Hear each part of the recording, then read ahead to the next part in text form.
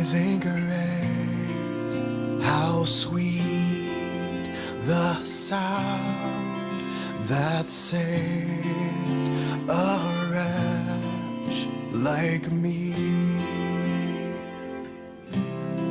And I once was lost, but now I'm found, was blind, but now I see so clearly.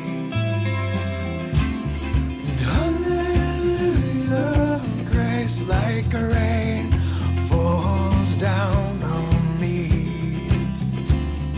Hallelujah, and all my stains are washed away. They're washed away.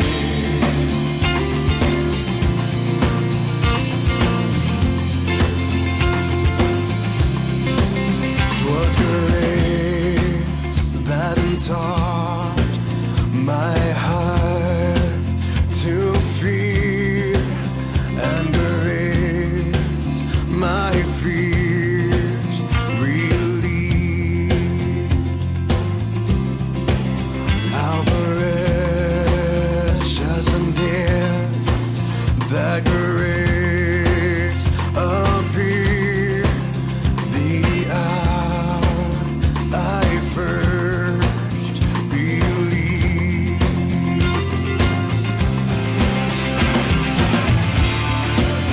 Hallelujah, grace like rain falls down on me. And hallelujah, and all my stains are washed away. They're washed away.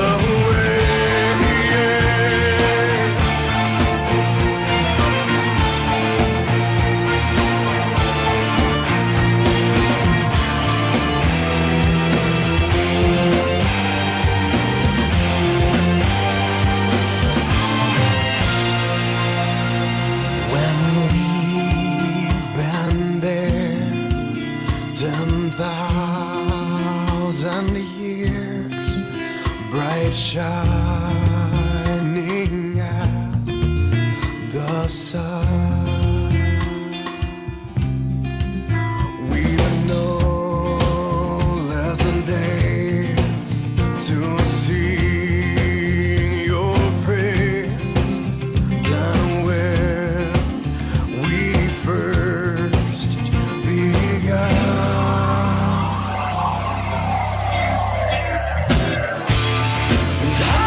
Hallelujah, grace like rain falls down on me. And hallelujah, and all my stains are washed away. And hallelujah, grace like rain falls down on me. And hallelujah, and all my stains are washed away. They're washed away.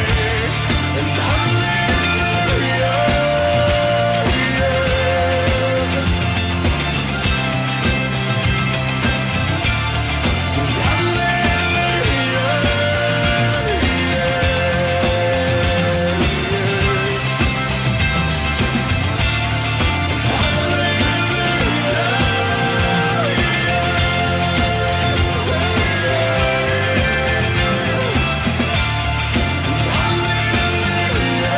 and all my stains are washed away. They're washed away.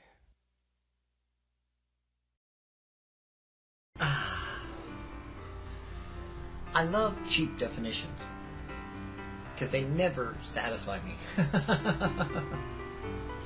You know, cheap definitions, those quickie fix-it things, you know, where it says something like, you know, well, love is, or, you know, try to define something that you really can't define, but they always give you some quickie answer to make it fit.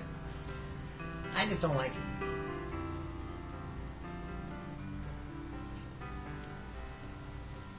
when it comes to spiritual matters, it seems that Christians are famous for taking things for granted that other people don't have a clue what you're talking about.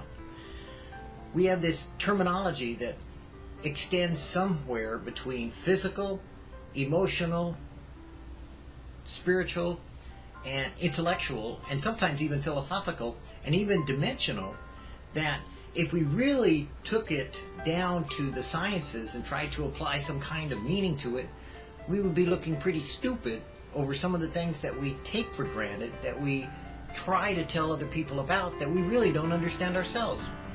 And that's kind of why sometimes Christians look dumb to other people, especially intellectuals or scientists or other people that deal in other ways of communication, that we may not possibly be using the right terminologies to fit their understanding of what we're talking about. Now, having said that, that means that there's sometimes things in your theology or your practical way of living out your life in a religious context that doesn't make sense to a person who isn't already involved in what you're learning about or what you've learned about. So sometimes words don't communicate the best concept of what you're speaking about.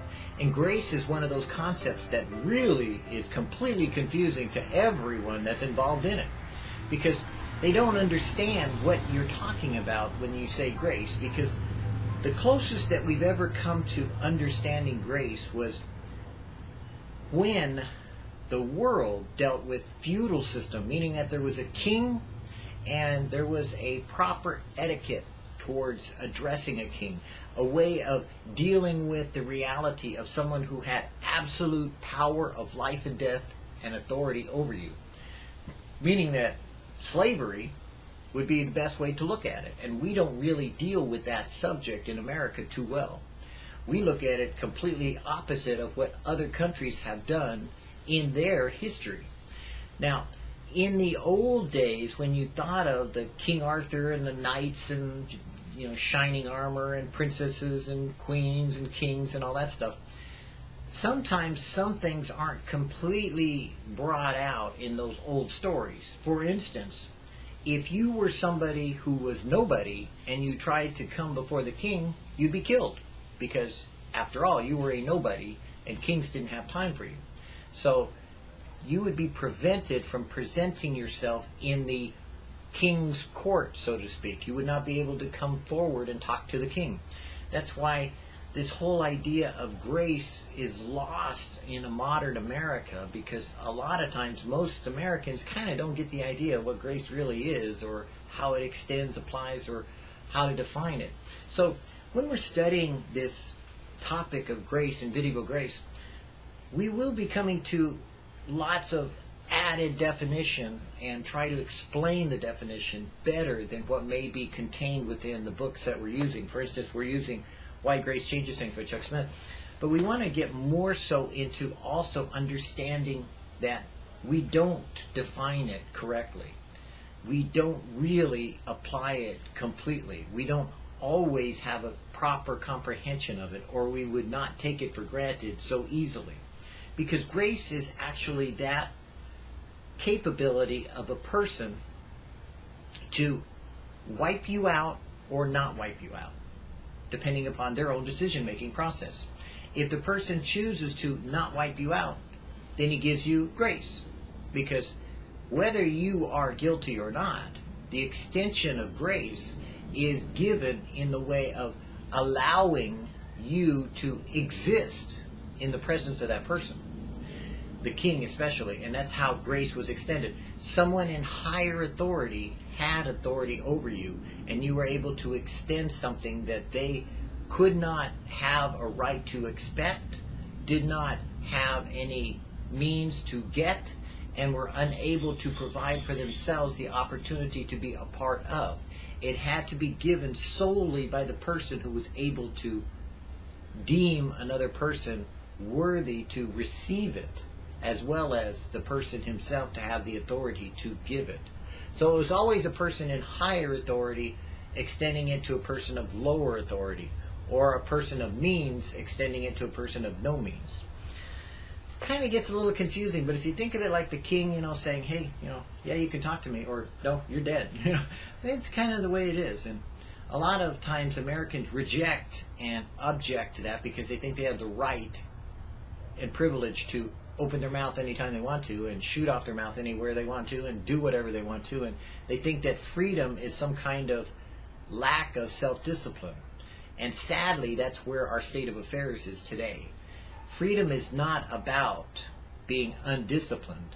Freedom is about choosing where and how to exercise the ability to make choices. Having that ability to make a choice is what freedom really is. When you exercise freedom in a negative way, it's called being stupid. So in VidDevoGrace, in studying, what is grace? The root meaning of the word grace, as written in the scriptures, in the Bible itself, is beauty. In the New Testament, grace means God's unmerited favor. Grace is God giving to me something I cannot obtain on my own. Grace is being accepted by God even though I do not deserve it, even though I am not worthy of it. That short 2-sentence definition really is covering a wealth of theology about what grace is. And so don't think that that's actually the best all-inclusive definition of grace. That's just simply what grace does for you and how it's being used to you by what God has done in a lot more than what's being said. So you have to kind of take it with a grain of salt and continue on in learning and not try to make short, quick answers to something that's deeper than, say, like a puddle. Like the first time you step in a puddle called grace, you're going to drown because it's fathoms deep of more knowledge and wisdom than you possibly could comprehend in this life, as well as so much more that we're going to learn about it in the life to come. The Bible teaches that I receive grace on the basis of my belief and trust in God. Hebrews 11:6 declares that without faith it is impossible to please God. We are forgiven by a holy God simply by believing in Jesus Christ and in His death on our behalf. When we place our trust in Him, our slate is wiped clean.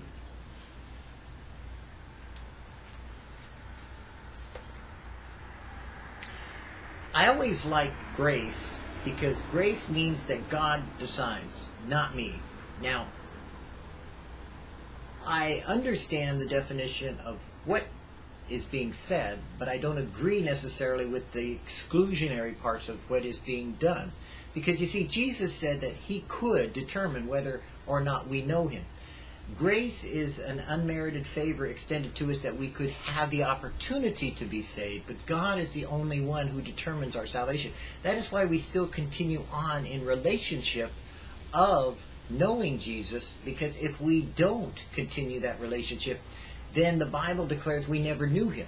So just because you believe in Jesus Christ, just because you have faith in Jesus, doesn't mean necessarily that God's grace has been extended to you, because God still has the opportunity to say, yes, He extended grace to you, or no, He did not. You will not know until the day you stand before God, literally, and He says yes, or Jesus says, yes, He's mine, and God says, okay, well, I accept Him on the basis of your sacrifice. So if He's one of yours, fine, you take Him. He's all yours. And then Jesus rewards us according to what we've done in our life by the measure of faithfulness to Him. But you see, there's also an interesting criteria there that in Matthew on the Sermon on the Mount, Jesus likewise said something about those servants who looked like they had done what He said, acted like they had done what He said, even did miracles according to what they said, and according to what Jesus spoke to us about. But He says, I never knew you. Depart from me, you workers of iniquity. Whoa. How could someone who looks like a Christian, acts like a Christian, talks like a Christian, and technically be a Christian, be cast away from Jesus? Which means literally no salvation. That's an interesting problem, because you find that if you choose to believe only in, well, if I just accept Jesus and I just believe in him, that's enough, then somewhere along the line you've mistaken what grace is. You haven't applied all of what God is doing in giving you grace. He gives you grace and measures it accordingly to you by the fact that he is the one who is changing you and presenting you before his Father with exceeding joy in perfection on that day. But in the meantime, if you go your own way and you don't allow God to work in your life and you choose not to obey, then you find yourself outside of grace. You find yourself extending yourself into rebellion. And those that rebel against the Spirit of grace, as we're told, are actually never those who have ever received grace for their actions and attitudes of the heart that they had, because they had hardened their heart away from God. And God says, look, I wrote the book. From the beginning of the world and the foundation, I knew this person never would have been saved. So I can say to you that he never had salvation. Now we, being in life, not knowing time ahead of time, can't make those determinations. We can't say who a person is today because we don't know what they will be tomorrow. They may have never been part of God's kingdom, but God may have used them anyways to furtherance the gospel and to provide opportunity for those to know him in a personal, intimate way. That's why there's a relationship that must be also a part of grace, because you can't get something personally unless you know someone personal. You have to have that interaction of grace with the person who's extending it to you in order for it to be real to you. If you don't have interaction, but you only have reception, meaning that you just say you believe without there being interaction of faith and relationship, then you're putting yourself in a very precarious spot. You're exercising a religious truth without there being a relationship to it. And you're going to find yourself outside of God's kingdom, because God determined that those who were his had the Son of God living inside of them. He said, those whom I know, I will live inside them. Those whom I know, I will speak to them, and they will hear my voice, and they will follow me, for they will not follow the voice of another. In other words, there is always that criteria that Jesus has stated that must be looked at and made aware of when you are trying to examine the topic of grace, when you're trying to acknowledge what grace does for you and what grace is to you. Because without there being a relationship of the person giving you that grace, you don't have it. Bluntly. He who has the Son has life. He who has not the Son of God has not life. Grace is the measure of extension to you for the salvation of your soul. You can't get grace by just simply believing. You can't get grace simply by just receiving. You have to get grace by God giving you grace. And the way he does that is by, first of all, starting a relationship with him by believing in Jesus Christ. Developing that relationship by receiving Jesus.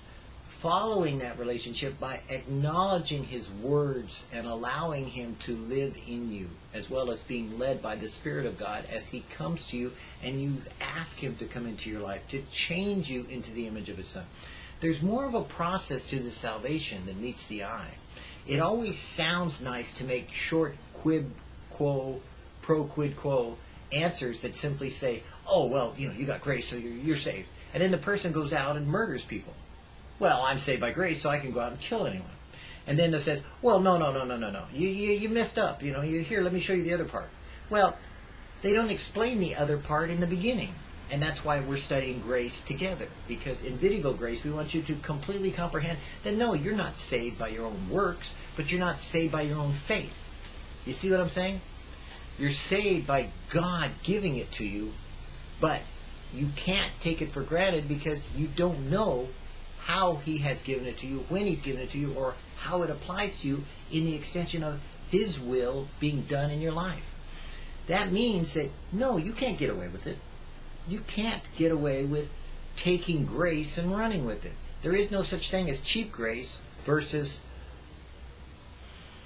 expensive grace versus sinful grace versus forgiving grace versus any kind of grace. It's either grace you are saved or grace you are not saved. But the way that's applied is by way of the knowledge of how God extends grace. And that's why we study it, and that's why you have to understand what grace is. Otherwise, I would agree with you. I would perfectly agree with the sinner that runs up to me and says, hey, I got grace, man. I can do anything I want to. I can go out and sin. I can go out and murder. I can go out and kill. I could go out and reject Jesus Christ. Because after all, I'm saved by grace. And I would agree with them based upon our definition so far of grace. But you see, because I do know who gives grace, I know how he gives grace, and I know what grace is, I know why that can't be true. And that's why we trust in the Lord with all our heart, leaning not in our own understanding, but in all our ways acknowledging him and letting him direct our path as he leads us into studying grace, so that we would have knowledge of what grace is, but then we would learn wisdom of how to apply grace into our life. So as we learn what grace is, I pray that God will open your eyes to understand there's more to the word than meets the eye. And your cheap definition is not a definition at all. If you can define grace in 1 or 2 sentences, you don't know what grace is.